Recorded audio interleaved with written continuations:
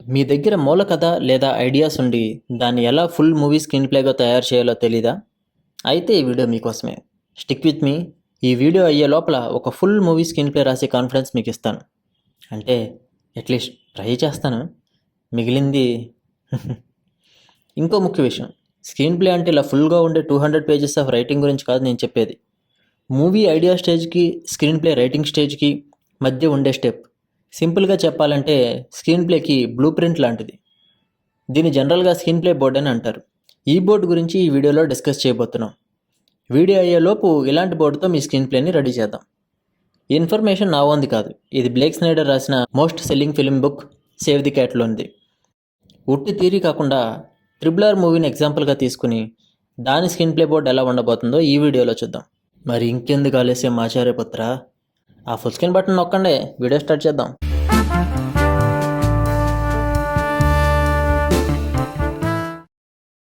Main content start చేసే ముందు కొంచెం ప్రీసెటప్ ఇన్ఫో. 3 యాక్ట్ స్ట్రక్చర్ అంటే ఏ మూవీలో అయినా ఉండే 3 major portions: setup, middle and climax.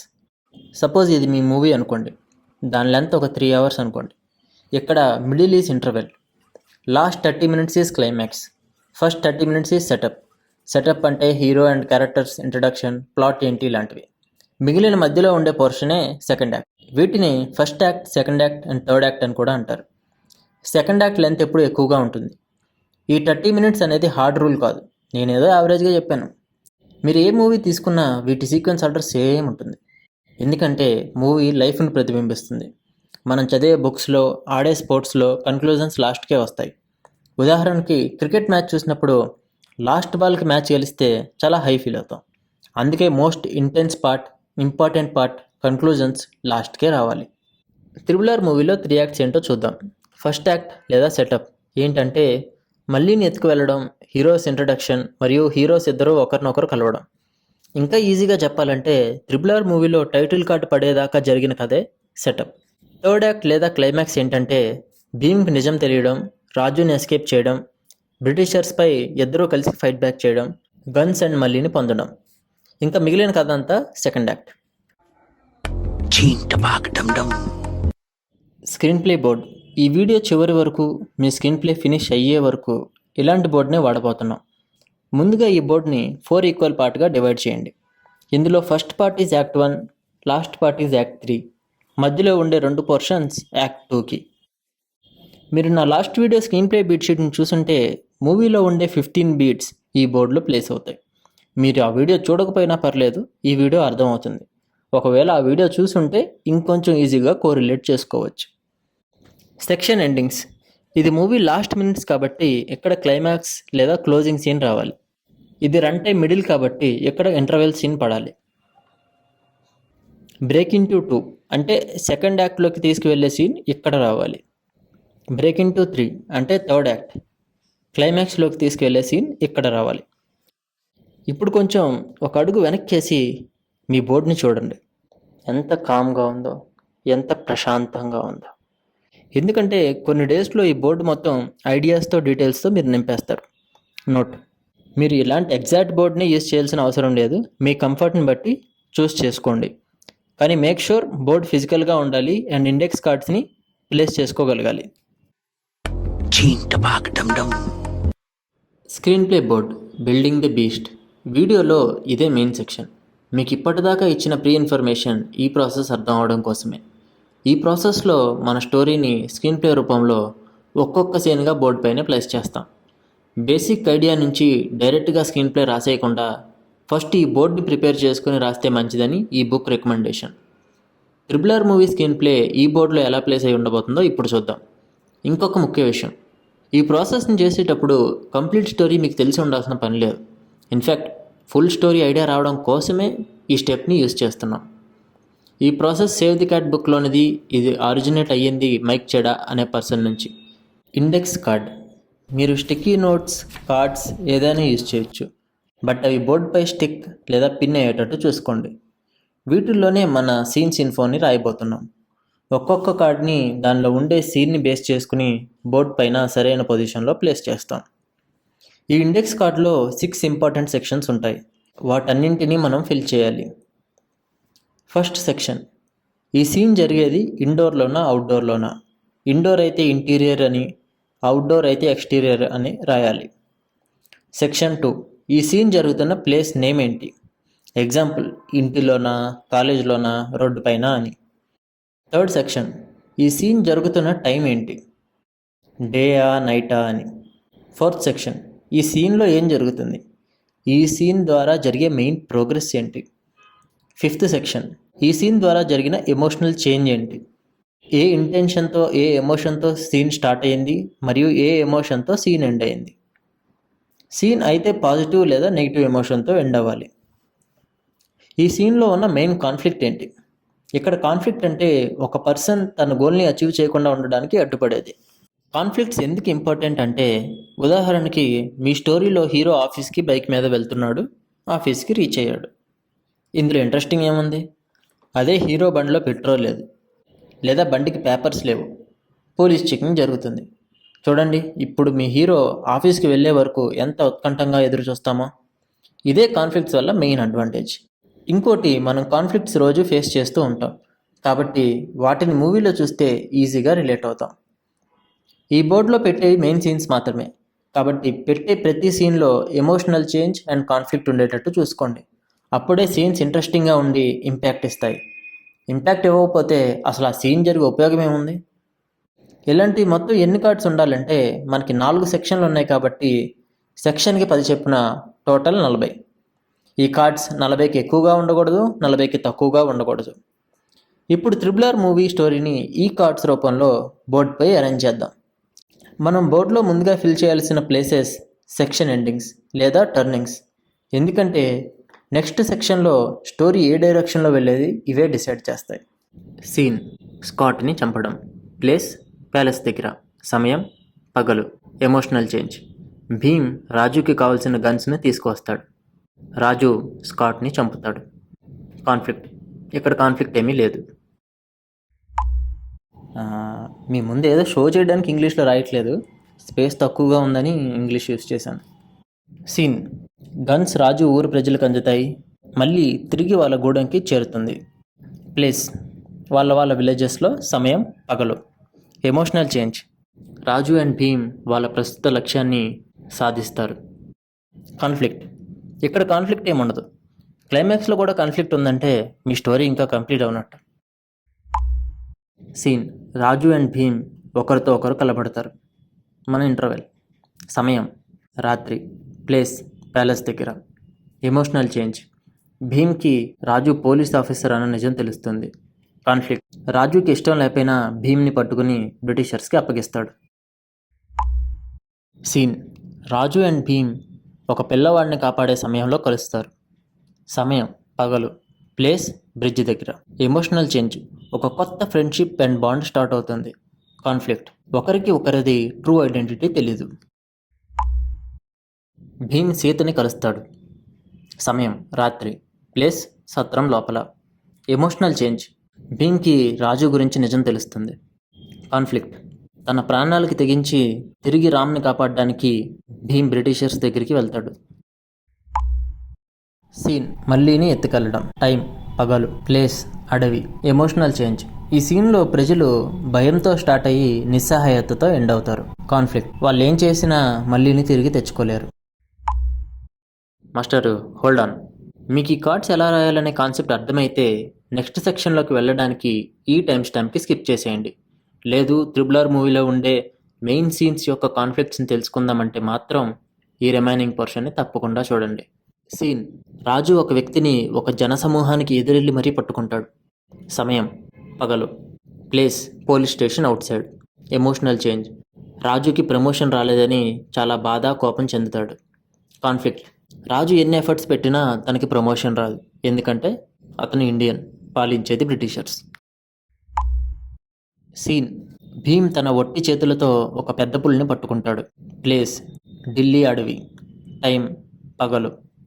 Emotional change, Bhim తనకి తాను సందేహపడతాడు, మళ్ళీ బతికే ఉందా లేదా అని. కాన్ఫ్లిక్ట్, 6 నెలలు అవుతున్నా భీమ్కి మళ్ళీ జాడ ఇంకా తెలియలేదు. సీన్, భీమ్ని పట్టుకునే టాస్క్ రాజుకి ఇస్తారు. సమయం, పగలు. ప్లేస్, పోలీస్ స్టేషన్ లోపల. ఎమోషనల్ చేంజ్, మొత్తానికి ఖచ్చితంగా ప్రమోషన్ దొరికే ఒక అవకాశం రాజుకి వస్తుంది. కాన్ఫ్లిక్ట్. కానీ భీమ్ని ప్రాణాలతో పట్టుకోవాలి మరియు ఎటువంటి క్లూస్ లేవు తన పైన. సీన్. భీమ్ జెన్నీతో మాట్లాడడానికి రాజు హెల్ప్ చేస్తాడు. సమయం పగలు, ప్లేస్ రోడ్డు పైన. Emotional change. భీమ్కి మళ్ళీ బతికే ఉందన్న విషయం తెలిసి చాలా ఎమోషన్స్కి గురవుతాడు. కాన్ఫ్లిక్ట్. మళ్ళీ బతికే ఉన్నా ప్రస్తుతానికి మళ్ళీని కలవలేడు. సీన్. రాజు అండ్ భీమ్ కలిసి ఇండియాకి ఆస్కార్ తెస్తారు. సారీ కలిసి డ్యాన్స్ చేస్తారు. సమయం పగలు, ప్లేస్ ప్యాలెస్ దగ్గర. Emotional change. వీళ్ళిద్దరూ కలిసి జాక్కి అక్కడున్న తెల్ల మనుషులకి సరైన గుణపాఠం చెప్తారు. కాన్ఫ్లిక్ట్. వాళ్ళ ఫ్రెండ్షిప్ చాలా స్ట్రాంగ్ అవుతుంది. మీరు అడగొచ్చు, బాండ్ స్ట్రాంగ్ అయితే అది కాన్ఫ్లిక్ట్ ఎలా అవుతుంది, మంచి విషయం కదా అని. మీరు గమనిస్తే ఇక్కడ వాళ్ళ ఫ్రెండ్షిప్ ఎంత స్ట్రాంగ్ అయితే తర్వాత జరగబోయే సంఘర్షణ అంత బ్యాడ్గా ఉండబోతుందని ఆడియన్స్కి సబ్కాన్షియస్గా అర్థమవుతుంది. సీన్. భీమ్ మళ్ళీని కలుస్తాడు. సమయం పగలు, ప్లేస్ ప్యాలెస్ లోపల. Emotional change. మళ్ళీని ప్రాణాలతో చూసి భీమ్ ఊపిరి పీల్చుకుంటాడు. కాన్ఫ్లిక్ట్. మళ్ళీ ప్రాణాలతోనే ఉన్నా అక్కడి నుంచి భీమ్ విడిపించలేడు మళ్ళీని. సీన్. భీమ్ రాజు ప్రాణాలని కాపాడుతాడు. సమయం రాత్రి, ప్లేస్ రాజు ఇంటి లోపల. Emotional change. భీమ్ తనకి తన ప్రాణం కంటే రాజుతో ఉండే స్నేహమే ఎక్కువ వాల్యూ అని తనకు చెప్తాడు. కాన్ఫ్లిక్ట్. రాజుకి భీమే తన వెతుకుతున్న వ్యక్తి అని తెలుస్తుంది. సీన్. రాజు ఫ్లాష్ బ్యాక్. ప్లేస్ రాజు హోమ్ టౌన్ దగ్గర. సమయం పగలు రాత్రి, ఎందుకంటే ఇక్కడ మల్టిపుల్ సీన్స్ జరుగుతున్నాయి కాబట్టి. Emotional change. రాజు తన తమ్ముణ్ణి తన అమ్మని కోల్పోతాడు. కాన్ఫ్లిక్ట్. రాజు వాళ్ళ తండ్రికి ప్రామిస్ చేస్తాడు, తన ఊరు మొత్తానికి పోరాటం కోసం గన్స్ అందిస్తాను అని. సీన్. రాజు భీమ్ని శిక్షిస్తాడు. సమయం పగలు, ప్లేస్ ప్యాలెస్ బయట. Emotional change. భీమ్ని శిక్షించినందుకు తనలో తాను కుమిలిపోతాడు. కాన్ఫ్లిక్ట్.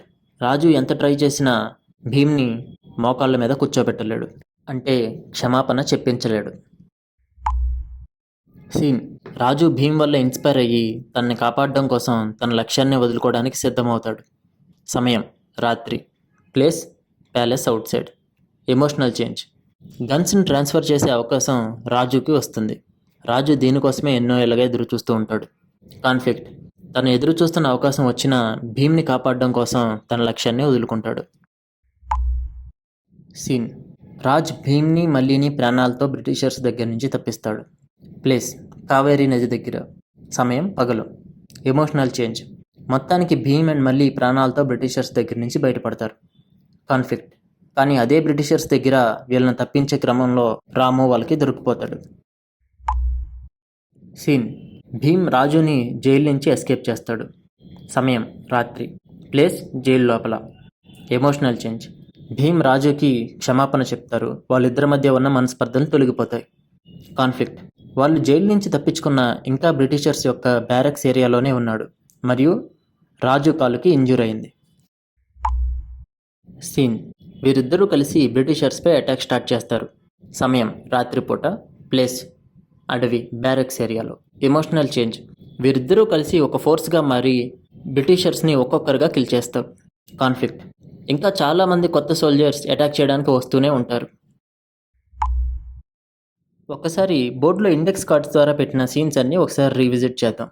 మళ్ళీని ఎత్తుకెళ్ళడం, రాజు ఇంట్రో, భీమ్ పెద్ద పులిని పట్టుకోవడం, రాముకి భీమ్ని పట్టుకునే టాస్క్ ఇవ్వడం, రామ్ అండ్ భీమ్ కలవడం, రామ్ భీమ్కి హెల్ప్ చేయడం జెన్నీతో మాట్లాడడంలో, రాజు అండ్ భీమ్ కలిసి డ్యాన్స్ చేయడం, భీమ్ మళ్ళీని కలవడం, భీమ్ రాజు ప్రాణాన్ని కాపాడడం, రాజు అండ్ భీమ్ ఒకరితో ఒకరు పోరాడడం, రాజు ఫ్లాష్ బ్యాక్, రాజు భీమ్ని శిక్షించడం, రాజు భీమ్ వల్ల ఇన్స్పైర్ అయ్యి తన లక్ష్యాన్ని వదులుకోవడం, రాజు భీమ్ని మళ్ళీని తప్పించడం, భీమ్ సీతని మీట్ అవ్వడం, భీమ్ రాజుని ఎస్కేప్ చేయడం, భీమ్ అండ్ రాజు కలిసి సోల్జర్స్పై అటాక్ చేయడం, గన్స్ని పొందడం, మళ్ళీని తిరిగి గూడెంకి పంపించడం. టోటల్ సీన్స్ అన్నీ పెట్టలేదు, ఇవి సరిపోతాయని అనుకుంటున్నాను. ఇప్పుడు మీకు ఒక ఐడియా వచ్చిందని అనుకుంటున్నాను మీ స్క్రీన్ ప్లేని ఎలా డెవలప్ చేసుకోవాలా అని. మీరు నా లాస్ట్ వీడియోలో చెప్పిన స్క్రీన్ ప్లే బీట్స్ గుర్తుంటే ఆ బీట్స్ అన్నీ ఈ బోర్డుపై రావాలి. ఒక్కసారి ఈ బోర్డులో వచ్చిన బీట్స్ని చూద్దాం. Opening image, setup, catalyst, break into 2, B story, fun and games, midpoint, dark night of the soul, break into 3, climax, closing image.